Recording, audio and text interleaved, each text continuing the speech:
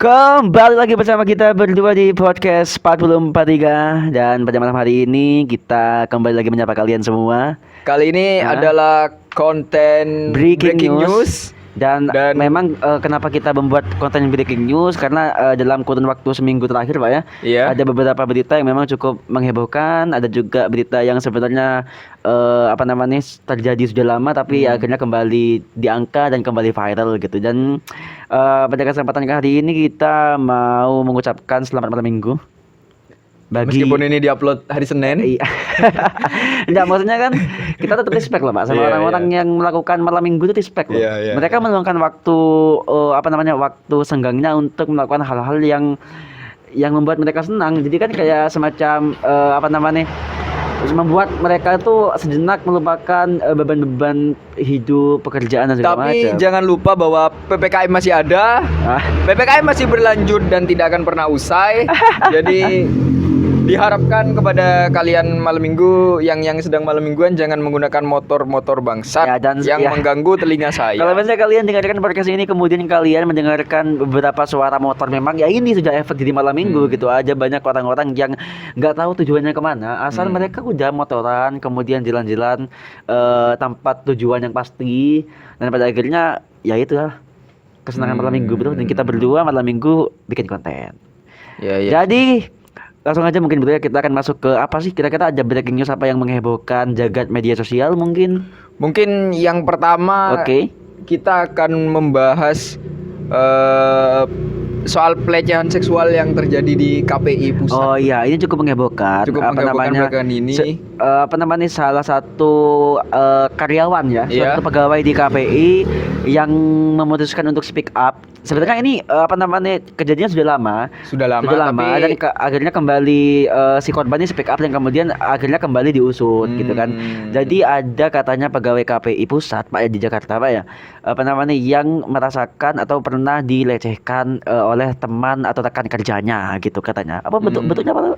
Bentuk pelecehannya kayak bullying nggak sih Pak? Banyak, lebih ke bullying. Lebih ke bullying. Karena kalau nggak salah dilecehkan sama senior. Betul. Mungkin aku bacakan sedikit beritanya ya.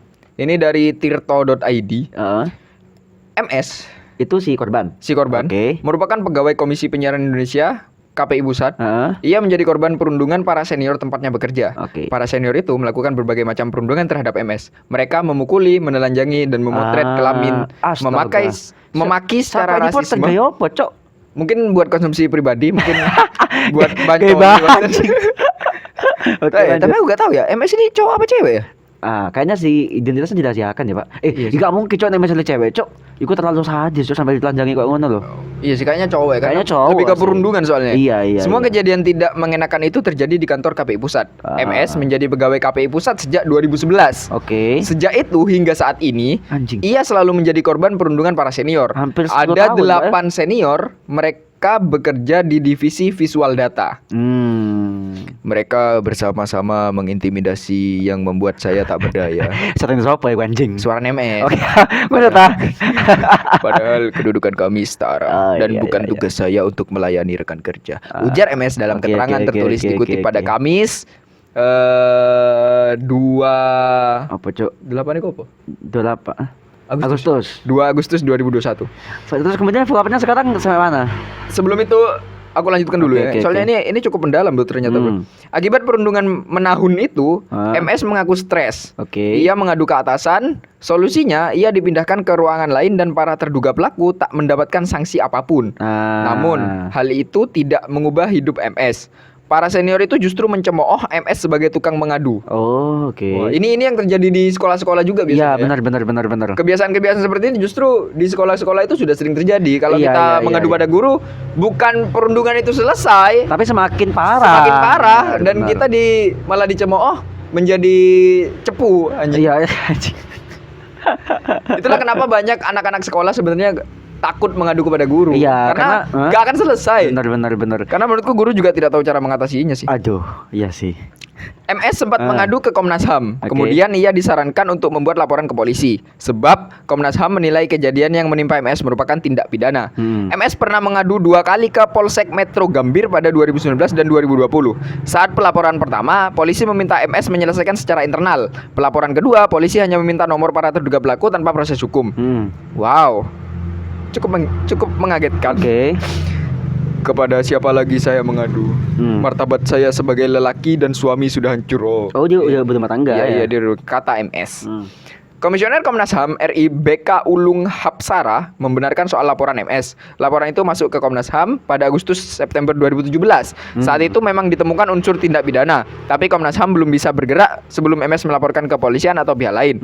Saat ini Komnas HAM sudah berkoordinasi dengan KPI untuk menyelesaikan kasus tersebut.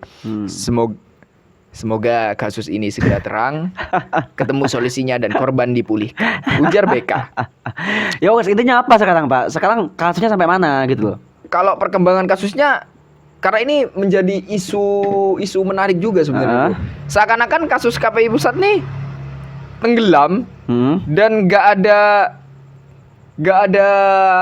ada titik terangnya. Iya, soalnya kalau nggak salah KPI juga tidak terbuka ke publik soal kasus ini gitu. Iya.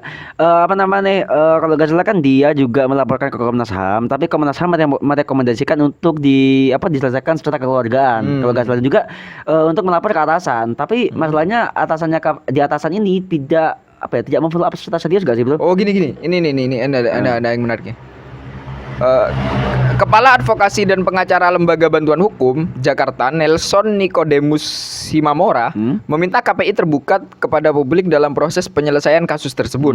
Selain itu, KPI benar-benar memastikan perlindungan dan pemulihan psikologi bagi korban. Iya. Kejadian ini tak seharusnya terjadi. Jika saja KPI punya mekanisme pengaduan atau SOP mengatasi perundungan yang baik, ujar Nelson kepada reporter. Namun, Nelson meragukan persoalan MS bisa dibawa ke jalur pidana, mengingat perundungan belum terakomodir secara spesifik dalam sistem hukum di Indonesia. Sehingga ia berharap ada pemberian sanksi internal dan optimal dari KPI. Ini juga yang aku coba sempat baca, bahwa kalau nggak salah si yang terduga pelaku ini sudah tahu. Si KPI bagian internal sudah tahu, dan yang paling bangsat adalah ketika dia atau mereka para terduga itu cuma dinonaktifkan sementara. Aku pikir jangan dinonaktifkan, anjing. Padahal dikeluarkan, Cuk. Kalau misalnya dinonaktifkan, pas kemudian nanti pada akhirnya diaktifkan lagi sebagai karyawan atau pegawai KPI, ya ini akan terus terulang gitu. Aku pikir tidak ada tidak ada kompensasi lah untuk kemudian si kepala KPI memikirkan menimbang-nimbang apakah akan dikeluarkan atau tidak. Ya langsung dikeluarkan aja. Kalau ini predator, Cok. Iya gak sih? Karena aku bisa nyebut loh ya.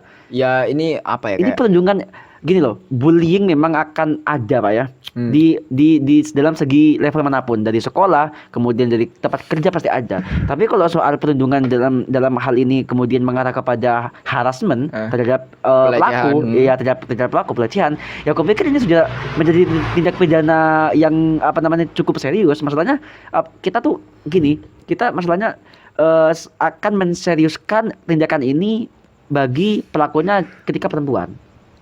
Ngerti gak sih? Betul. Ngerti gak sih? Ya, pasti kalau perempuan pasti akan diseriuskan. Kayak misalnya dari Komnas Perlindungan Perempuan nanti kemudian speak up dan segala macam. Ada follow up yang sangat serius jika perempuan yang menjadi korban. Tapi ini laki-laki ini jarang banget terekspos, Pak. Entah kenapa. Ya, nggak tahu ya.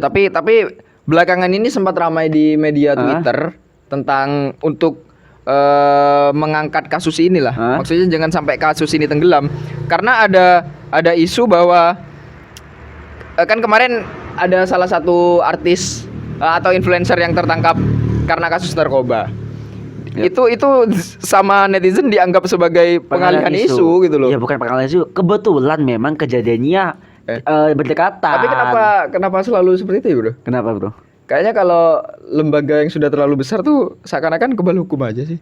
Iya sih emang. Kalau menurutku bahkan kalau dari pengakuan MS kan dia sudah melapor polisi 2 kali tapi tidak ada follow up yang bagus gitu loh. Ya mungkin MS menurutku harus ke Deddy Kobuser karena kayaknya jadi mau sih, Cuk. Apa namanya? Mau bahas itu sih. Iya. Kalau aku lihat di Instagramnya Iya. kayak ada yang canggung-canggung mau ke situ. Dan Deddy Kobuser lebih punya impact yang Iya, bagus daripada untuk sebuah menyelesaikan iya. masalah. Gini loh, pelecehan seksual atau dalam bentuk apapun, Pak ya. Bisa jadi fisik maupun jadi non verbatif ucapan Verbal, ya. seperti itu. Tetap adalah suatu tindakan yang sangat tidak pantas, dan aku pikir siapapun yang yang menjadi korban, bukan menjadi korban, yang menjadi pelaku dari pelecehan seperti itu, aku pikir udah benar-benar harus ditindak serius, Pak. Tuh. Karena ini bullying high level anjing, sampai ke apa ya? Iya. Aku punya teman dulu aku SMP, Pak yo. Ada waktu kelas 8 sama seperti itu, kayak dibullying sampai akhirnya kayak ditelanjangin, Pak. Nangis, Pak, temanku, Pak. Nangis. Cewek? Cowok lah, Oh, cowok. cowok. Gak mungkin cewek, brengsek. Iya, siapa tahu anjing. Gak Aku ada, kan Cok. tahu Bang. Kalau cewek kan Ya. jadi cowok, Pak, sampai nangis, Pak. Akhirnya dia ngadu ke wali kelas, ditempeleng, Pak. 6 orang. 6 orang ditempeleng. Ya memang Tapi oke lah, dia ditempeleng, mereka ditempeleng itu. Tapi setelah itu apa bullying itu selesai? Ya tetap ada, tapi kadarnya mulai dikurangi. Tapi kan gini, Bro. Tapi tetap ada memang. Iya, memang. Karena gini, Bro, sebenarnya susah sih kalau kita ngomongin bullying, apalagi di sekolah ya. Karena menurutku oke lah kalau bullying itu terjadi di sekolah, kita bisa melapor kepada guru dan guru menindak saat itu juga. Tapi apa guru bisa menjamin keselamatan siswa korban bullying ini di luar sekolah? Karena aku pikir guru hanya menyelesaikan kasus itu dalam satu momen itu aja. Betul. Tapi tidak ada follow up lebih lanjut. Betul gitu. Iya, ada kemudian pengawasan terhadap para pelaku, kemudian dari para korban juga. Yang terpenting kan korban, Pak. Yang terpenting, Pak. Kan gini juga. Sebenarnya yang lebih terguncang dari kasus bullying kan sebenarnya bukan dari fisik tapi dari psikis. Benar, dari psikisnya. Korban gitu loh. Iya, karena juga berpengaruh terhadap karena gini, Pak, pasti kan pikiran kan, Pak. Pasti kan mau dia sampai sampai dewasa, kemudian sampai mungkin udah punya anak, sampai dia di kasus KP ini kan dia udah berkeluarga. Pas kemudian kalau gak salah aku baca itu pengakuannya bahwa dia juga sering kadang-kadang berteriak tidak jelas, ada bisikan-bisikan untuk mohon maaf, bunuh diri dan segala macam. Iya, dia sudah mengarah ke depresi ya. Depresi, bener. Cukup menurutku aku agak salut juga ya sama si saudara MS ini kan. Dari 2011, Bro, sampai sekarang dia kuat menahan itu. Kalau aku sih ya mungkin aku dibully ya outman anjing kayak. Mungkin karena ada kebutuhan lah, memang lah kebutuhan. Tapi itu. Tapi mirisnya adalah bahwa KPI sebagai lembaga kan Komisi Penyiaran Indonesia biasanya kan yang mana mengatur konten-konten tidak pantas di penyiaran nasional gitu ya, berskala nasional itu radio sama televisi kan. Iya, sejauh ini. Ternyata di internalnya terjadi seperti itu. Jika itu memang terbukti ya. Iya, karena ini kan kasusnya masih belum jelas juga gitu. Ini masih berdasarkan pengakuan MS yang merasa menjadi korban pelecehan seperti itu. Perundungan gitu loh. Dan aku pikir ya kalau misalnya tadi ada yang mengatakan bahwa ketika korban melapor ke kepolisian, pas kemudian kepolisian merekomendasikan untuk diselesaikan secara internal. Gak harus ditindak, Cok. Gak ada opsi untuk itu gak sih? Kayak karena kalau menurut Komnas HAM tadi, ini kan sudah masuk tindak pidana. Iya. Harusnya kalau tindak pidana kan udah langsung ditindak kan. Iya, kenapa ada opsi menyelesaikan secara kekeluargaan? Iya, ini gak sih, Bro? Atau mungkin karena ini delik aduan ya, aku nggak tahu sih Kak. Kita juga nggak paham sistemnya seperti itu ya. Tapi pun kalau misalnya dilaporkan ke pihak KPI-nya, pas kemudian KPI-nya mengistilahkan untuk kekeluargaan, ya itu juga gak masuk akal, Cok. Karena kalau kekeluargaan apa yang mau didiskusikan? Karena sudah ada korban dan korban diduga secara psikis gitu loh. Dan kalau misalnya gini Bro, kalau misalnya si pelaku kemudian dengan rendah diri kayak oke, aku ganti rugi uang segini, gak akan menutupi rusak mental yang rusak. Betul. Karena itu bukan soal materi, Cok. Itu soal kata-kata tadi bahwa psikis ya mungkin ya, ke mental gak sih, Bro? Kayak ke mental, jatuhnya nanti akan ke mental sih. Kalau kita aja waktu sekolah diiloi kayak kan goblok atau mungkin jelek itu sampai kepikiran nih kok. Maksudnya kita nggak pede pada akhirnya kan. Ini sampai ke pelecehan yang sampai menelanjangi, Masya Allah. Aku pernah sange banget anjing. Apa hebohnya dia apa bagusnya dia memfoto lah itu Pak kontrol dan juga itu maksudnya. kan Pak apa namanya ada semacam kayak apa namanya itu Pak ancaman kalau misalnya kamu apa namanya mengadu atau speak up ini kan karena di foto kan si bagian itunya kan di foto ini akan disebarkan katanya ada artikel yang menyebutkan seperti itu jadi memang mungkin ada beban gitu kayak dia mau ngadu pas kemudian dia takut fotonya disebarkan kan juga pada akhirnya menambah beban psikologis terhadap korban gitu yang perlu dipertanyakan ini kenapa ya kenapa ini tidak ditindaklanjuti menurutku yang aneh adalah dari pengakuan MS yang mengatakan bahwa dirinya sudah melapor 2 kali ke kepolisian gitu loh, tapi tetap tidak ada tindakan apa-apa itu, gitu. Pak, iya. Kayak I don't know. Sengaja dibiarkan tenggelam atau memang ada kesibukan yang lebih penting daripada ini gitu. Iya. Mungkin KPI lebih sibuk menyensor SpongeBob ya. Iya, menyensor SpongeBob dan Shizuka yang pakai baju renang. Wah, selamat ya, jalan malam minggu. Selamat minggu, selamat menikmati. Oke. Santai bro. Santai, relax. Dan sadari bahwa knalpot kalian mengganggu. Goblok. Yang mana tabrakan ini mau ku Pak tiba Pak. Sumpah gak tak tolongi Pak gua. Bondol yang ngono. Enggak kan harus merasakan polusi udara. Astagfirullah. Sak suci kan anjing. Ini seperti itu ya. Iya, balik lagi kayak ya kita tunggulah tindak lanjut seperti itu. Iya. Karena kalau yang aku lihat sudah banyak influencer yang mulai speak up masalah ini. Mungkin gitu gak sih kayak kebiasaan di Indonesia tuh tunggu booming dulu baru udah ketar-ketir udah mau ditindaklanjuti gitu loh kayak. Iya. Dan aku pikir kenapa si KPI-nya Pak tidak begitu apa namanya? Anjing saya. Nih komunitas Honda Astrea. Iya, selamat jalan teman-teman, semoga damai. Iya. Jadi gini, lanjut ya. Kenapa KPI-nya mungkin slow respon atau mungkin jaga image juga, Pak? Mau gak mau namanya juga perusahaan dan juga terkenal yang mana suka nge-take down beberapa acara TV. Kemudian apa namanya? Mantap. Masya Allah. Sumpah. Turun gunung. Iki lopo sih Pak? Bang iki lopo sih Pak? Mereka komunitas kan. Ya tapi gak. Aduh anjing lah. Ya gak apa-apa lah. Kita tunggu aja iklan.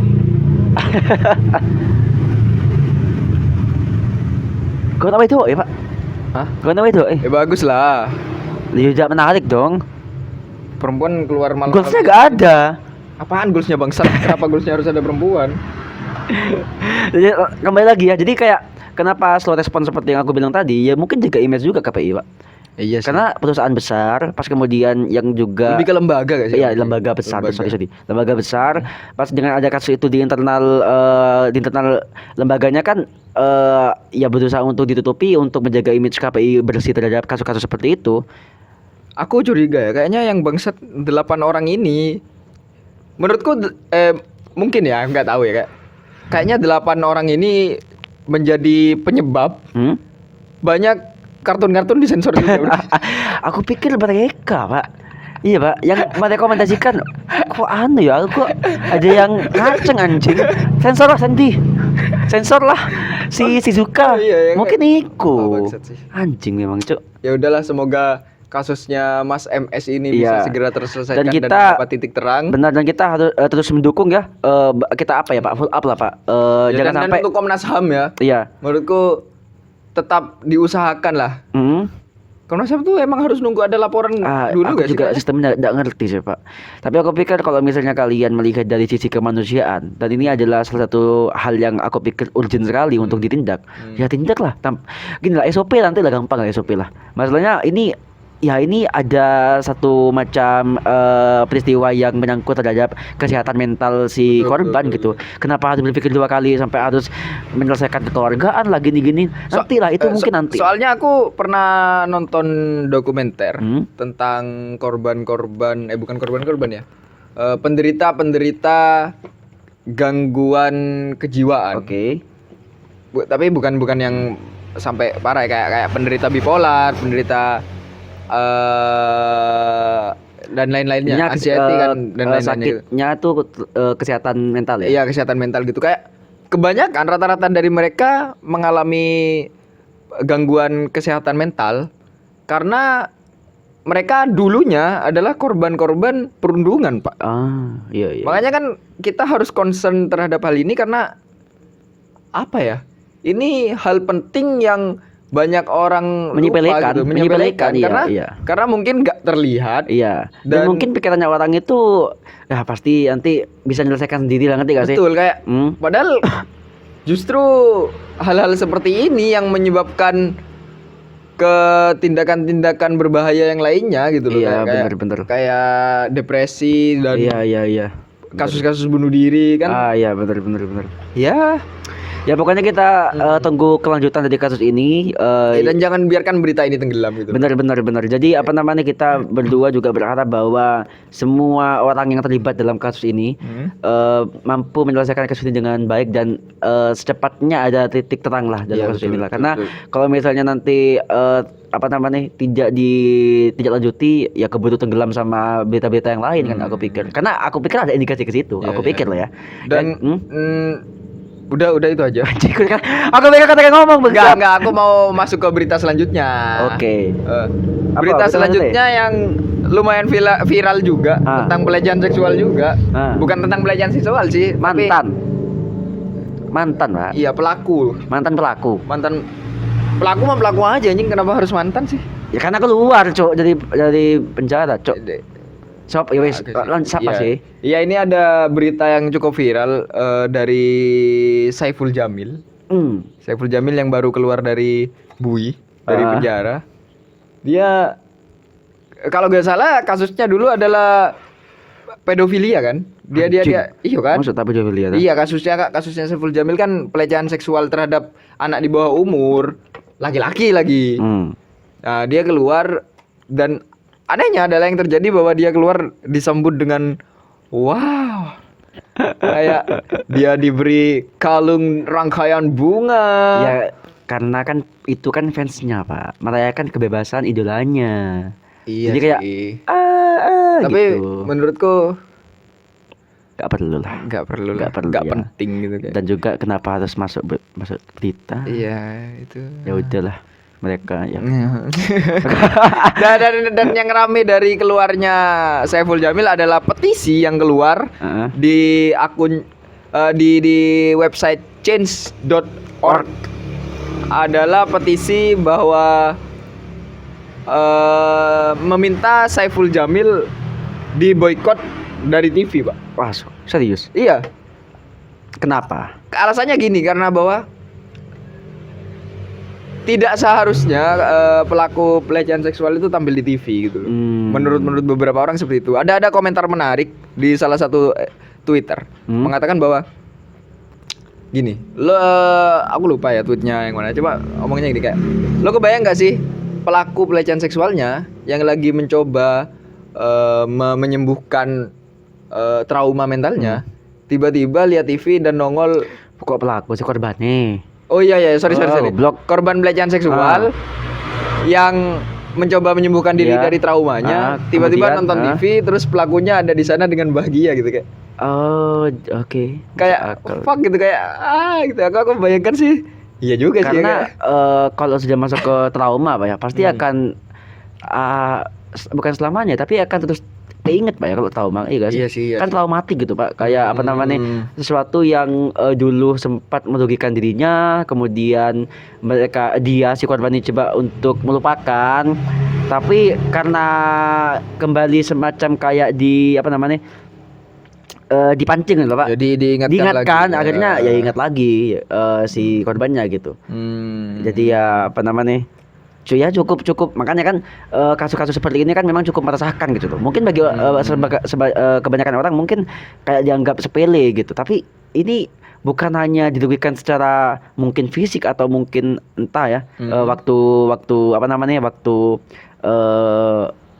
pelecehannya, tapi jangka panjangnya ini loh Pak, soal tentang kejiwaan, tentang kesehatan kesehatan mental yang kemudian dapat berpengaruh gitu. Bahkan mungkin sampai si korban nanti berkeluarga, kemudian mungkin sudah tua dan segala macam, rasa-rasa trauma tentang kasus-kasus seperti ini yang pernah dialami oleh korban dulu juga akan terus ingat gitu. Makanya kalau misalnya memang korban sudah mencoba untuk menyembuhkan diri sendiri dan mencoba untuk kembali melupakan atau kembali beraktivitas dan melupakan kejadian-kejadian yang pernah dialami korban secara tidak mengenakan, aku pikir jangan dipancing apa ya Pak, jangan kemudian dipancing gitu dalam hal apapun. Ya termasuk ini dalam jangan kemudian dipancing dengan nongol lagi nih pelakunya nih. Ya ini menarik Pak. Aku akan bacakan satu berita dari Detik News ya. Hari ini 2 September 2021 Saipul Jamil resmi bebas dari lapas Cipinang. Bebasnya Saipul Jamil ini menjadi sorotan sorotan publik karena muncul kabar dia mendapat tawaran kerja setelah keluar dari penjara. Anggota DPR pun mewanti-wanti KPI apabila kemunculan Saipul Jamil di TV bisa meresahkan penonton. Itu karena kasus yang dulu menjerat Saipul Jamil. Ya. Kami di parlemen tentu tidak ingin ada. Gak usah personal ikut, Cok. Gak usah impersonate kon. Tidak pantas dalam hal ini. Kan wajah-wajah koruptor, Cok. Coba wajah. Apa hubungan dengan koruptor? Oh iya, oke, kita lanjut.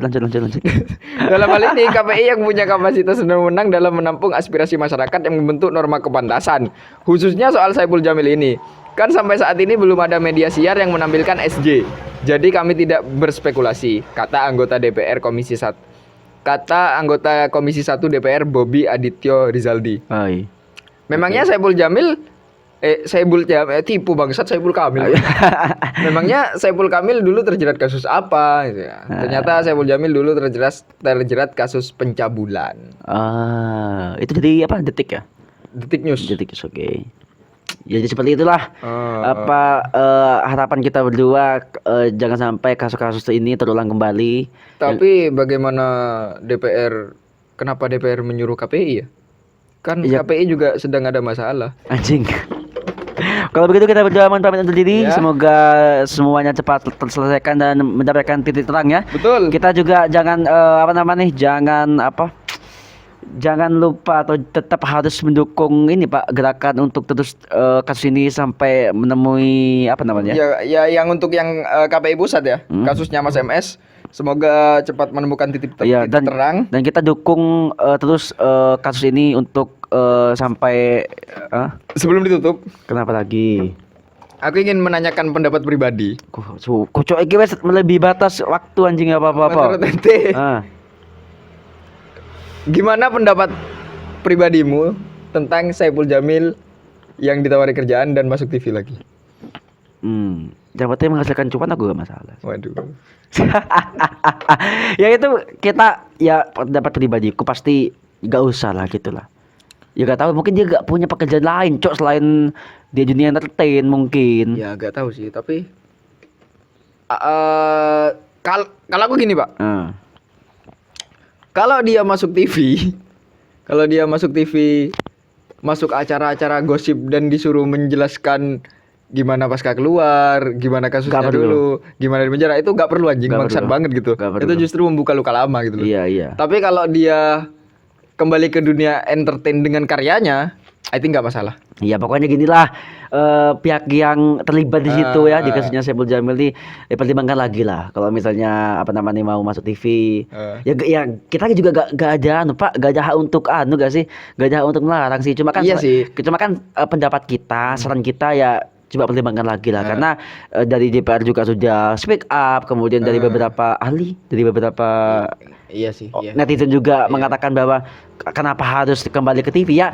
Kita tunggu kita tunggu perkembangannya, dan aku pikir harus bijak-bijak lah dalam mengambil keputusan. Kalau aku sih terlepas dari Saipul Jamil yang memang bangsat karena melakukan pencabulan ya, kalau dia kembali dengan sebuah karya dan karya itu mau dinikmati atau enggak itu terserah orang-orang sih. Iya. Tapi tidak ada larangan untuk dia berkarya aja sih. Tapi kalau karyanya bangsat ya mending jangan aja. Oke, kalau begitu kita berdua mohon undur diri. Selamat malam, sampai jumpa di breaking news berikutnya. Jika ada berita-berita yang cukup menarik untuk kita bahas. Benar sekali. Terima kasih. Bye bye.